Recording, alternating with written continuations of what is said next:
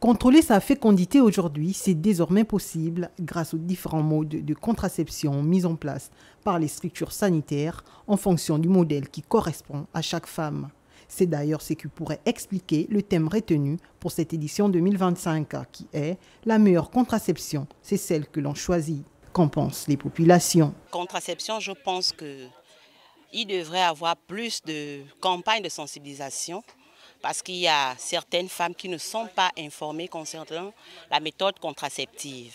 Je suis venue pour faire l'injection, pour ne pas tomber encore enceinte, juste comme ça. Au moins, je suis sûre que même si que je fais le rapport avec quelqu'un, je ne vais pas tomber enceinte. Pour le docteur Sandrine Itou, cette journée est porteuse de sens dans la mesure où elle permet à chacun d'en apprendre davantage sur la contraception. La journée mondiale de la contraception, c'est vrai qu'elle n'est pas encore très vulgarisée, elle n'est pas encore sur tous les agendas, mais il est important qu'on en parle de plus en plus parce que la contraception, il y a beaucoup de préjugés au sujet de la contraception alors qu'elle permet aux familles, aux femmes de planifier leur grossesse, de programmer la venue de leurs enfants.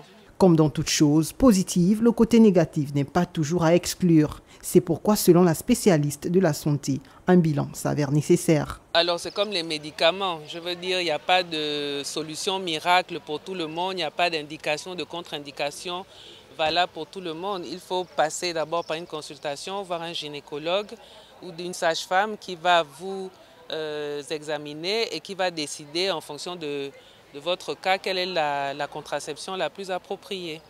Aujourd'hui, il est plus qu'urgent de partager des informations concrètes et fiables sur la contraception dans un pays où les tabous et le manque de communication persistent chez les jeunes comme chez les moins jeunes.